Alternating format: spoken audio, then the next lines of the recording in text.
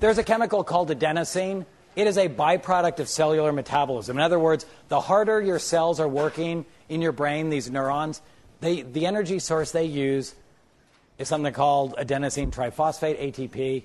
You don't need to know that, but you do need to know this, that the more your cells are active, the more of this adenosine they produce.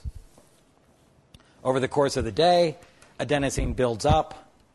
And here again, our shower head model.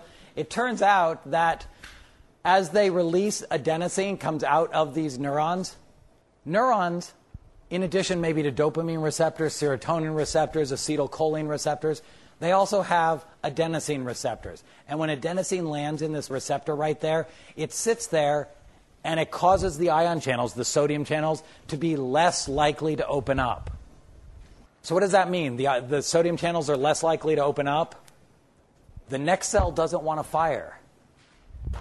And if the next cell doesn't want to fire, what do you experience that as? I think about it when I sit in my office and I'll be writing this textbook now, and I have deadlines every 3 weeks. I have a big deadline, and almost without fail, I spend 2 or 3 nights in my office right before the deadline.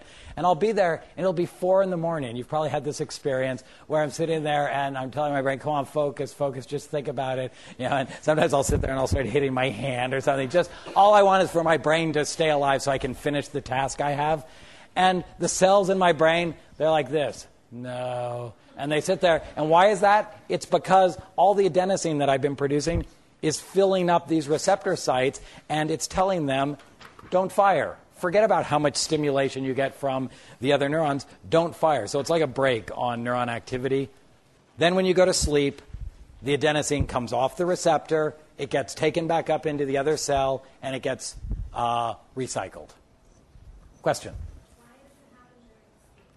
Why does it happen during sleep? Sadly, the answer is I don't know. Sleep, in this textbook I'm writing, I wanted to actually have one of the chapters be on sleep because I'm really interested in sleep. I love sleep.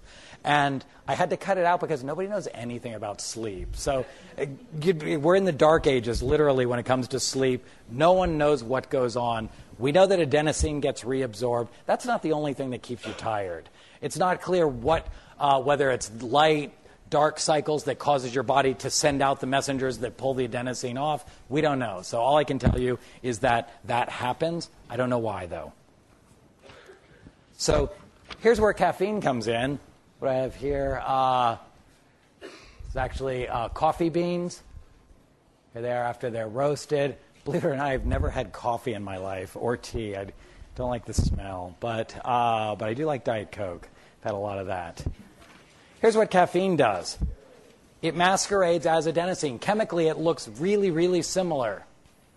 So that's problematic, right? That would make you think, oh, well, it masquerades as adenosine. It lands on these adenosine receptors, causes them to be less likely to fire, so it should make you tired. However, it doesn't make the neurons less likely to fire. So it blocks the place where adenosine could have its effect without changing the cell's likelihood of firing. Question? That would be my advice, except that caffeine has this great feature. It's actually better than adenosine at filling in those receptor sites. It can knock it out. So it can make you untired. So you don't have to take it ahead of time to fill them up. The result is that, so I've just put that it prevents accumulating adenosine from inhibiting the brain. It also can knock it out and reduce the effects of adenosine. If this were the only reason you got tired, you could stay up forever just by using caffeine, but there are other breaks to nervous system activity. This is just one of them. Pretty great, though. One of the reasons I'm interested in caffeine, I don't consume a ton of it, but Terry Burnham consumes huge amounts of caffeine, huge amounts. When he and I first became friends, I was staying at his place overnight, and I got up in the morning, I saw him taking some white pills. I'm like, what are you doing? What are you taking? He said, oh, it's caffeine pills. I was like, wow, that's hardcore. Why? He says, because I want to be alert. I need to take some caffeine. I said, that's uncool.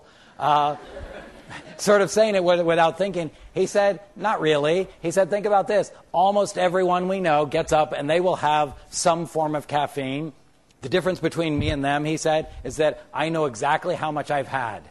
He said, let me show you a spreadsheet. And he pulled out a spreadsheet. He had 10 years of data of exactly how much, because over time what happens is that you build up a tolerance to it. So he does what he and I call caffeine watch, where for about 2 weeks, it takes about 12 to 14 days for your receptors to go back to their normal activity, go off, and then you ease up on it again, and it has more effect. And so you would increase it and so on. And so Terry has done a huge amount of research to find out, are there long-term negative effects of caffeine consumption?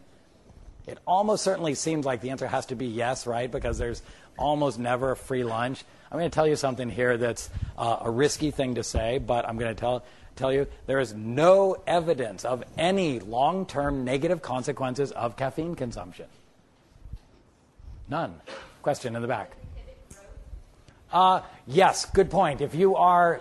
I would not give it, it inhibits growth in terms of bone growth, so that, in humans, we reach a final growth size, and that's that. So I'm not giving my son Jack caffeine because I want him to grow. So there are certain situations. I mean, for someone in your situation, no long-term effects. And there are some additional positive effects.